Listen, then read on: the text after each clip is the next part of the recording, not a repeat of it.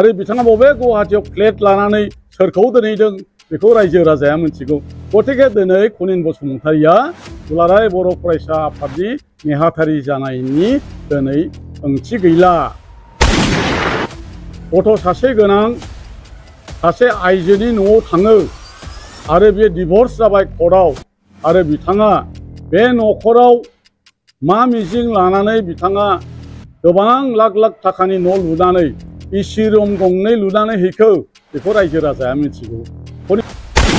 हाग्रामा महिलारिनि सरकाराव बिथांमोना अपोजिसन जानानै थानायनिबो अधिकार गैया। इउपिपिएलआ जेरै जोबस्रांदों बिथांमोननि थांखियाबो जोबस्रांलांबाय। बिथाङा फिसाजो फिसाला एबा संसार दङ, बिथाङा न'खर फिसिनायनि बिथाङा बेखौ सानखानांगोन। न'खर न' बां लुनायनि बिथाङा सानखानांगोन। नाथाय बे एनजिअ आफादाव थानानै बिथाङा बोरै न'खरखौ सालायदों? गिबियावनो गोजोन फुंबिलिनि गाहाम हामलायनाय बावग्रोबाय। दिनै आङो जिखिनि मिडियाफोरखौ पार्सनेलि इनभाइट खालामनायनि गेजेरजों माखासे खोथा आङो बुंनो बेवहाय आरो फोरमायनो आरो क्लेरिफिकेसन खालामनो थाखाय आङो खौरां मेल बेवहाय लेंनाय जादों। दा गिबियावनो खौरांगिरि नोंथांमोननो आङो साबायखरखौ होग्रोबाय, लोगोसे गासै रायजो राजानिसिम आंनि फारसेनिफ्राय अननाय आरो मोजां मोननायखौ आङो बावहरग्रोबाय। दहाय फुङाव आङो मोनसे भिडिअ आङो नुदों, गोबाङा हयथ' नुदों जागोन। जे भिडिअआ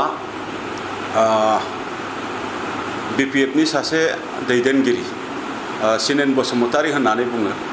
जाय बिथांखौ खांखेला बसुमतारीबो होननानै जों मिथियो। बिथाङा कासिकत्रानि आरो बिथांनि जिखिनि भिडिअ बेखौ नायनानै बिथाङा जे बाथ्राफोरखौ बुंनो नागिरदों बे बाथ्राफोरा गासैबो मोनसे माने मिनिं गैयै, ओंथि गैयै आरो जेबो फोरमान गैयै बेबायदि मोनसे बेसलेस बेबायदि मोनसे बिथांनि अभियोग बा बिथांनि एलिगेसन। आरो बेबायदि एलिगेसनखौ मोनसे आफादनि सायाव बा सासे बिबानगिरि बा दैदेनगिरिनि सायाव बिथांमोननि एलिगेसन होनानै डिफेम खालामनो नाजानाय बेबायदि बिथांमोननि गोबांबार थांनाय समफोराव जोङो नुबोबाय। दा बाथ्राया जाहैबाय आंनि सायाव जे खांखेला बसुमतारीया जे एलिगेसन बा जिखिनि मोनसे अभियोग जे लाबोदों बे बाथ्राया जाहैबाय आं लावरिपारा होननाय गामियाव सोरनिबा न'खराव थांबाय थायो आरो मा इन्टेनसन लानानै थांबाय थायो होननाय बिथाङा गिबियावनो बे बाथ्राखौ बुंदों। दा आं बेवहाय रोखा फोरमायनो लुबैदों जे आङो दुलाराय बर' फरायसा आफादनि सासे बिबानगिरि। सुबुंजों सोमोन्दो लाखिनाय आरो सोरजोंबा अकेजनेलि बा फोरबोफोराव सोरनिबा न'आव थांनाय आरो फैनाय बियो सासे मानसिनि बियो डिउटि, सासे मानसिनि बियो डिउटि। आरो आङो गोबां लावरिपारा होननाय गामियाव गोबां न'खरनि अकेजन बा गोबां न'खरनि फेस्टिभेल बा गोबां न'खरनि माने माखासे सुबिदा असुबिदाफोराव मालाबा थांबोदों बा थांदों। आरो दा खांखेला बसुमतारीया जे बाथ्राखौ बुंनो नागिरदों बिथाङा रोखा खालामाखै जे आङो सोरनि न'आव आङो थाङो आरो माब्ला थांदों, बे बाथ्राखौ बिथाङा रोखा खालामाखै। दा आं बुंनो नागिरनाय बाथ्राया जाहैबाय जायखौ बिथांमोना थांखिनो नागिरदों आं हमनानै लादों। आंथ' गोबां न'खराव थाङो, नाथाय बिथांमोना जायखौ थांखिनो नागिरदों बै न'खरखौनो जुदि थांखिदोंब्ला बै न'खरनि बिमा बिफाजों मोनसे खाथि माने थांनाय माखासे समफोराव बेबायदि मोनसे माने हाइ हेल' बा थांलाय फैलाय बेबायदि माखासे सोमोन्दोफोरा बेबायदि माने थांलाय फैलाया माने जादों।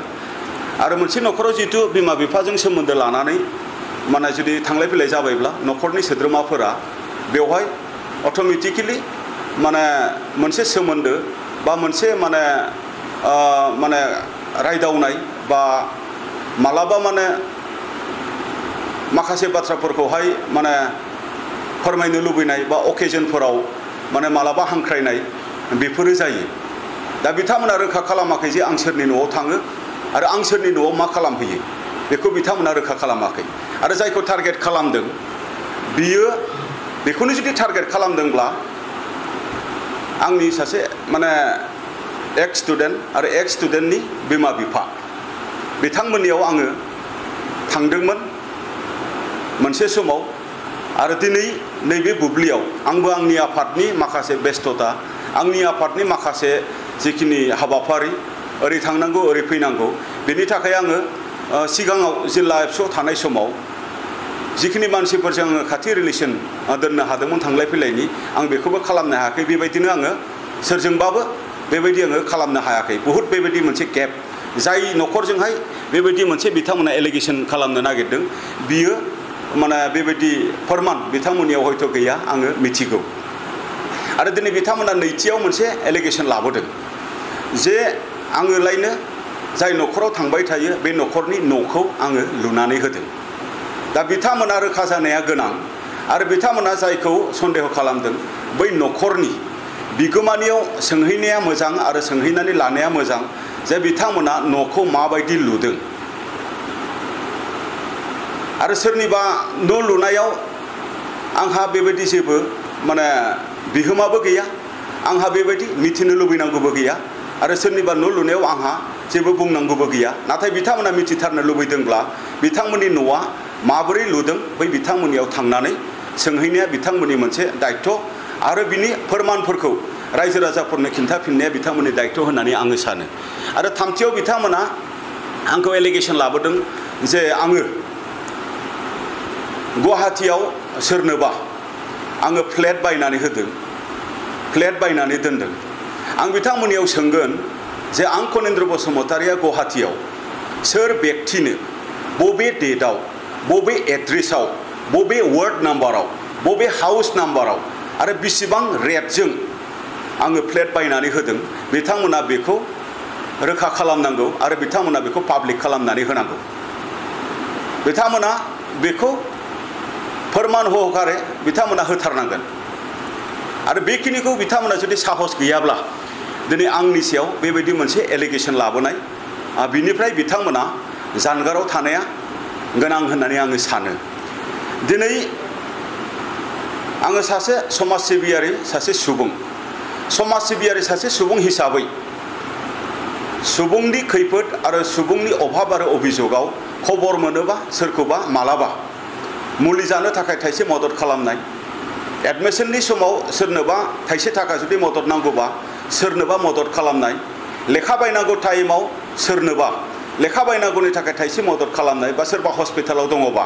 हस्पिटालाव सोरबा बेमारिखौ आङो नायहैनाय बा सोरबा डक्टरजोंहाय आङो जगाजग खालामनानै डक्टरनि मोनसे मदद खालामनाय बेबायदिखौ आङो जिउआव जेब्लानिफ्राय आङो समाजनि खामानि मावनो थाखाय ओंखारदों बै समनिफ्रायनो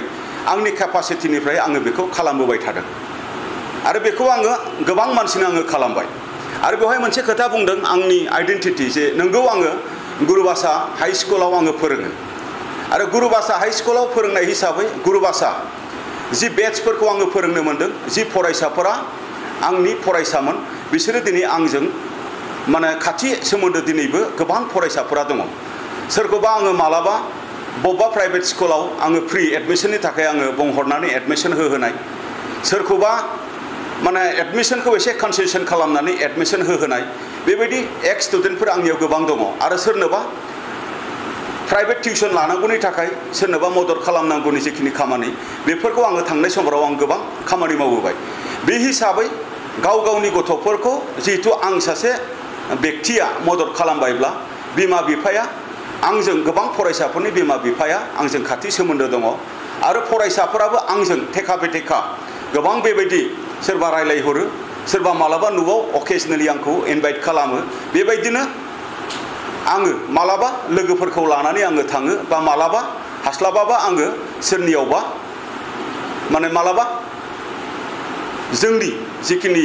लोगोफोर बेखौ लानानै आङो भिजिट खालामनाय जायो आरो बेवहायनो आं मोनसे खोथा फोरमायबावनो लुबैदों जे आङो गुरुबासा हाई स्कुलाव फोरोंनायनि सिगां आङो 2011आव थुक्राझाराव आङो थुक्राझार हायार सेकेन्डारियावबो आङो फोरोंगिरि हिसाबै थिसनजादोंमोन थुक्राझाराव आङो 1.5 बोसोर आङो सार्भिस मावदों